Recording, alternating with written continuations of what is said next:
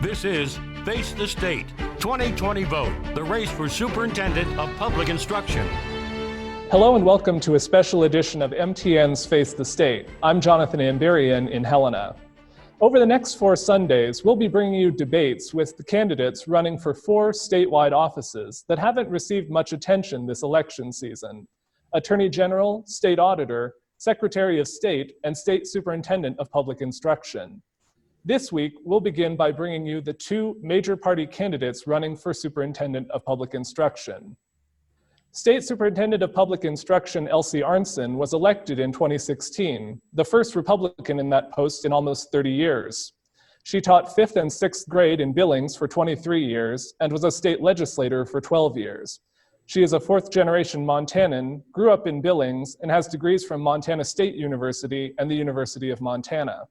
She's been married for 44 years and has 2 daughters and 4 grandchildren. Melissa Romano is a public school teacher in Helena, a mother of 4, and proud union member. She has taught for over 15 years and received various accolades throughout her career. She was Montana's 2018 Teacher of the Year and received national recognition in 2012 as a recipient of the Presidential Award for Excellence in Mathematics and Science Teaching. When she's not teaching, she and her family enjoy hiking and camping on Montana's beautiful public lands. Thank you both for joining us. I will direct each question to one of the candidates. They will have 60 seconds to respond, and then the other candidate will have 30 seconds for a rebuttal. Earlier, we held a drawing to determine which candidate would receive the first question, and it will go to ELSIE ARNTZEN. Ms. ARNTZEN, what has your office done to support school districts adjusting to the COVID-19 pandemic? And should students be in classrooms at this time? Jonathan, thank you for that. And this is on every family's mind right now. Number one that our office did was put together a learning course because teachers didn't know how to remotely learn, and making sure that our instruction could continue. It was, yes, the governor closed our schools, but learning continued. So professionally developing our teachers is exceedingly important. Then we brought over 100 Montanans' voices to understand what flexibilities could happen with school closed.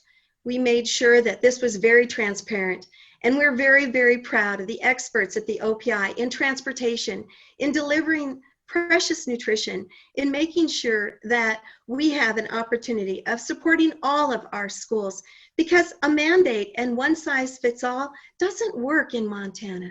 So with that, I'm very proud of our employees at the OPI and the leadership that I have brought to the table because of this very uncertain time. Thank you, Ms. ARNTZEN. Ms. Romano, you have 30 seconds for a rebuttal.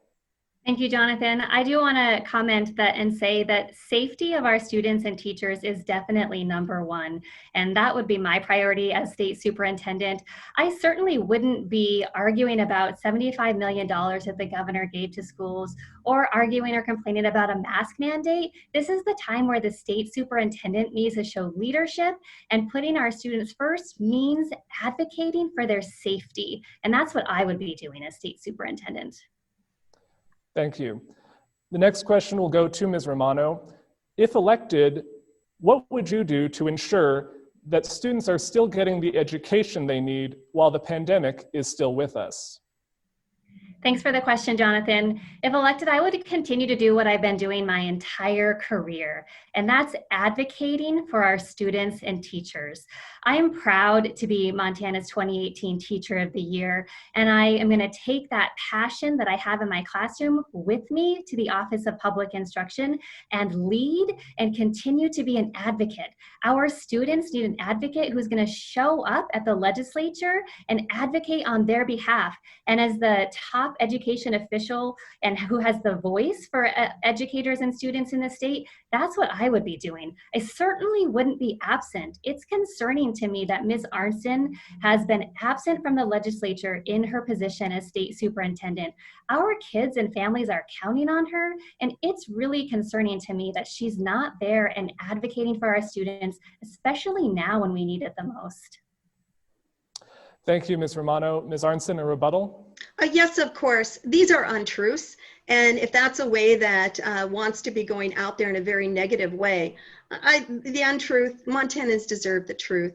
So as a legislator of 12 years, knowing to be part of the body, knowing to make sure that as a champion of education, it's not about arguing with an executive branch that doesn't understand the role of schools. It's about making sure that we have very clear directions for our schools. As I had shared before, one size does not fit all, and mandates don't work. But having experts at the table, making sure that information flows to our school districts, and it is about health and safety of our students. Thank you, Ms. Arntzen. The next question will be to Ms. Arntzen. You have been superintendent now for 4 years. What do you see as your major accomplishments during that time, and why should the voters of Montana re-elect you for another term? Thank you. You know, I came into this role, and for 30 years, it had been under one guidance, one leadership, and it was very bureaucratic, very heavy government. We've turned the ship. We've turned government to now be a servitude. In other words, we are serving our Montana students, and we're making sure that there's great understanding of what government can do. And I'm very proud of our school safety initiative. I brought that in to the agency, making sure that the legislature understands that school funding must occur. We put it on the governor's desk 6 weeks into this last legislative session because a promise is a promise to our Montana public schools. I've been a champion of public schools my entire life, from my parents being teachers to myself, and as well as the rest of my family. Thank you, Ms. Arntzen. Ms. Romano, 30-second rebuttal. Thank you. Yes. You know, I hear what Ms. Arntzen is saying, and again, I want to just express my concern. I hear her saying that she has been at the table and that she's advocating for our students, but that's not what I've seen, and it's not what educators across Montana has seen. I think that it's also fair to point out at this point that educators know that Ms. Arntzen is not advocating for them. To date, only one Montana public school teacher has contributed to her campaign. She's simply out of touch with what's happening in schools. Thank you. The next question is to Ms. Romano. You want Montana voters to replace the current superintendent.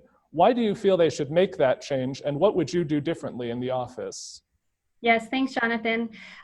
So first off, you know, the very first thing I'm going to do differently is I'm going to show up every day and work to protect and promote quality public education in our state.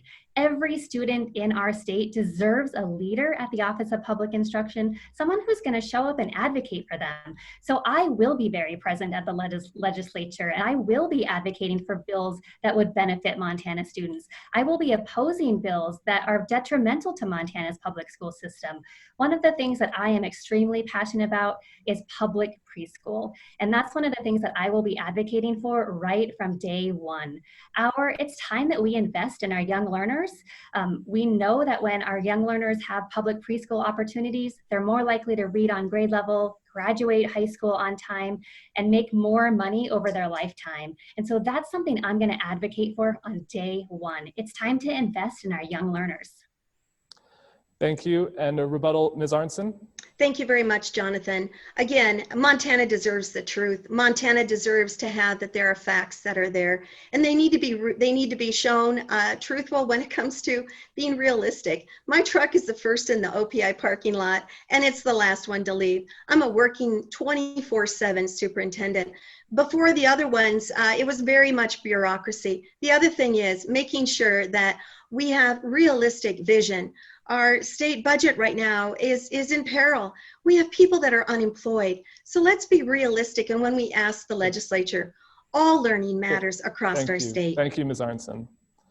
At this time, we are giving the candidates a chance to direct one question to their opponent. The first will be from Melissa Romano, directed to Elsie Arntzen. Thank you.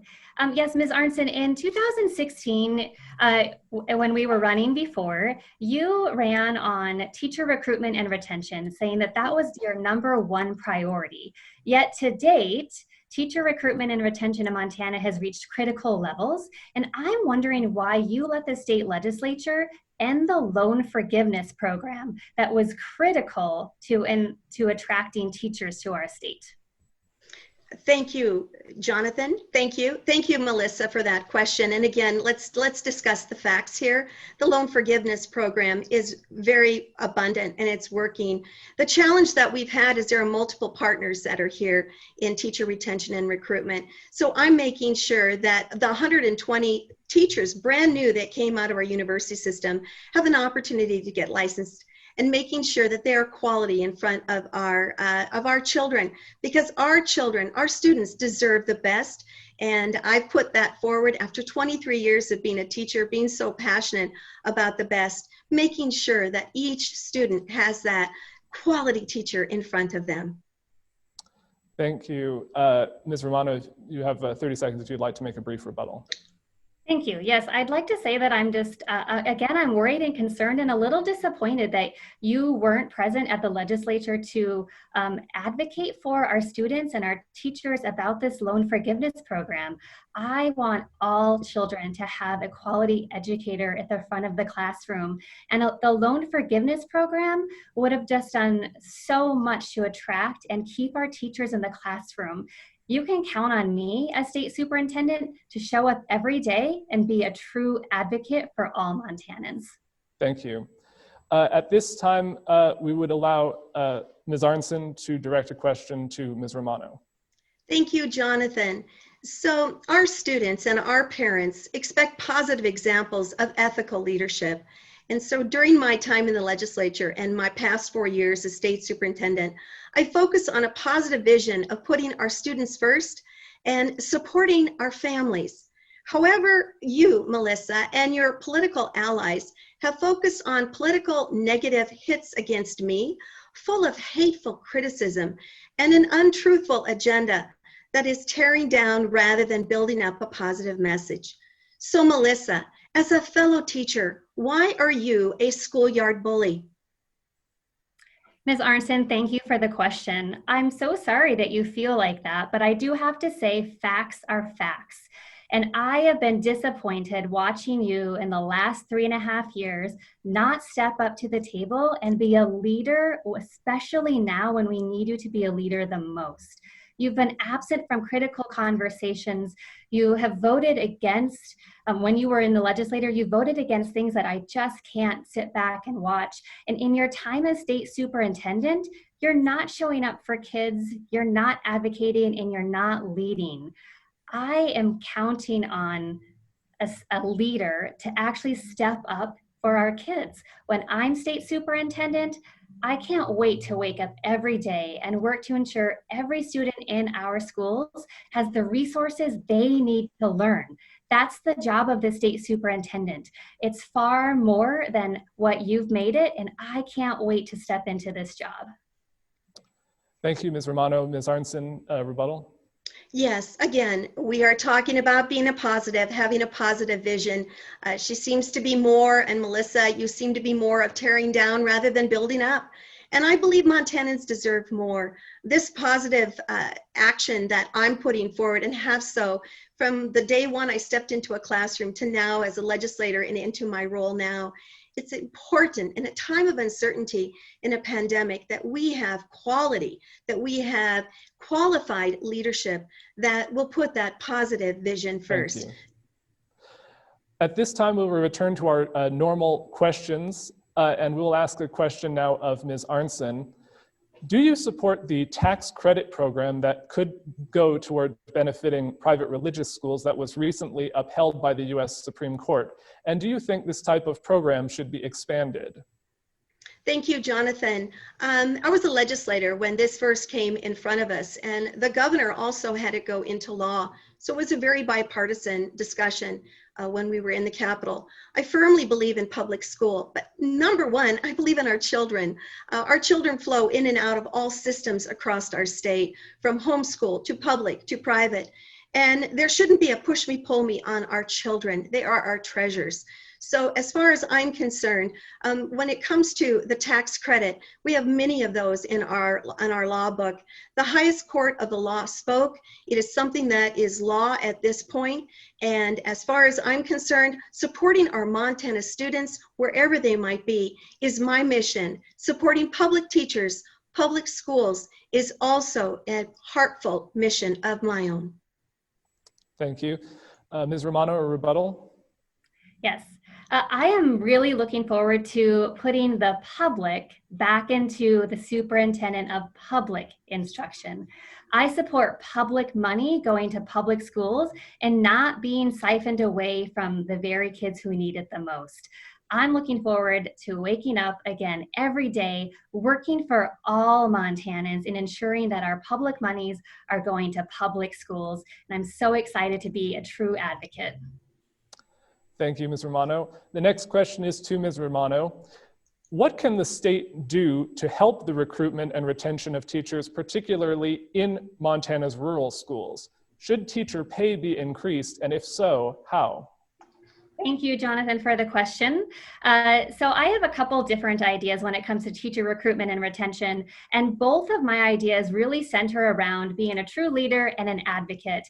I think Montana has absolutely amazing and wonderful educators, and it is true that oftentimes our educators are isolated or alone simply because of how big our state is.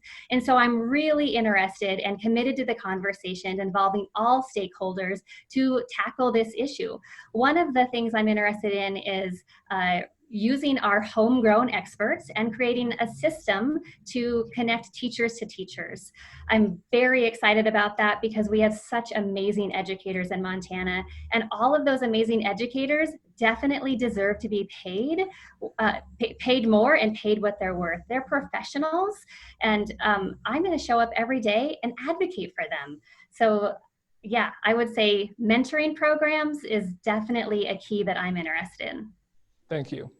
Ms. Arntzen, a rebuttal? Just a thank you. I appreciate that Melissa is looking at supporting teachers. There's an entire system of education, and this is our teacher leaders.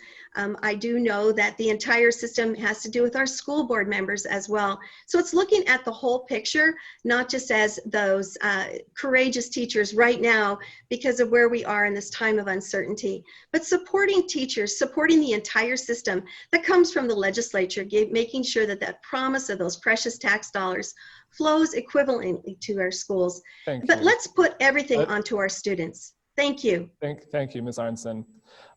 Next question will be to Ms. Arntzen. Do you want to see the state institute some form of public funding for preschool? If so, what form should that take? Thank you. Learning is learning, and learning can happen when you're very young. And I know that there are studies that say that the early learning occurs when you do come into kindergarten, into the most first formal part of school.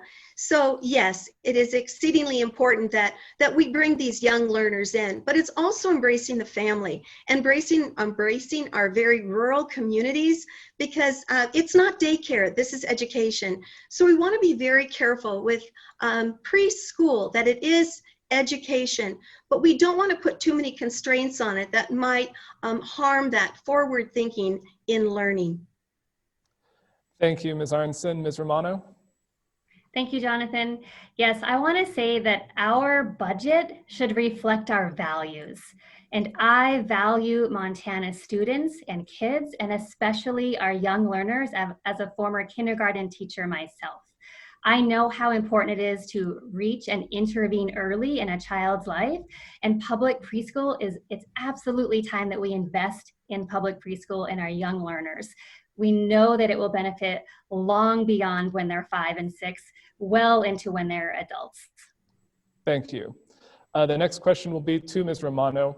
If you're elected superintendent, as a member of the State Land Board, how will you balance development of state trust lands with recreation and other uses? Thanks, Jonathan.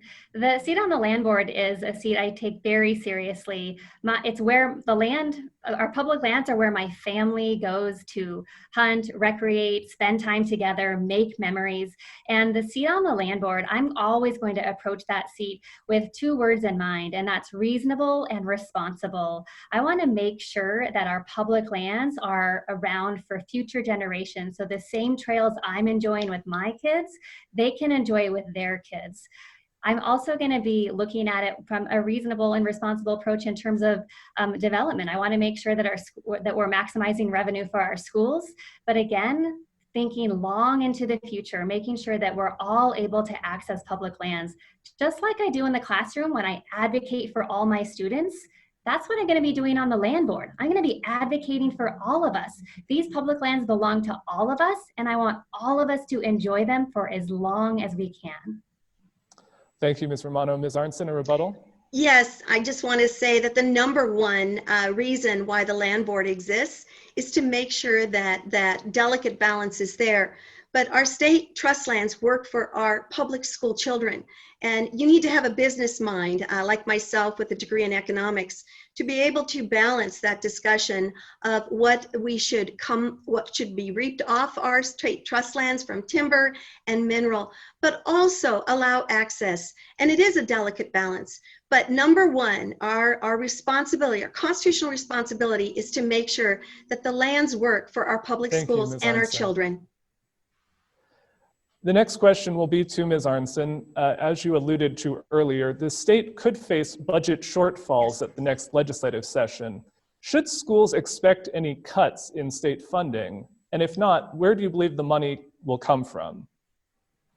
Thank you. This is a very serious question. And because we're in a pandemic now and we have uncertainty coming out of the governor's office on how schools should safely reopen, it's very challenging. If you don't have a relationship built with the legislature, and I have had one over 14 years now, making sure that their promise to fund our public schools does occur, and making sure that their stability is put back in to our school board rooms where they can fund our public school teachers, where they can give opportunities to our children. And I do know that Montana is not back to its full economy, and we need to make sure that those families are embraced. So adding extra tax burden at this time is not appropriate. And I do know that it's going to be a very realistic ask of the legislature to embrace special education students, to make sure that all students have that opportunity to learn, because some things happened because of COVID, and I'm ready to lead that forward. Thank you, Ms. Arntzen. Ms. Romano? Yes, thank you, Jonathan. I agree, it is a serious question. And again, I'm very worried and concerned. I hear Ms. Arntzen talking about the importance of relationships with legislators. And so I'm really wondering why she wasn't there at the legislative sessions advocating for our students and our families. Montana needs and deserves a state superintendent who's going to show up and advocate on day one, especially at the legislature and when it comes to our kids and benefiting Montana schools. Thank you. We have time now for one more question, and it will be to Melissa Romano. Ms. Romano, what steps could you take as superintendent to ensure that Montana high school students will graduate ready for colleges or careers?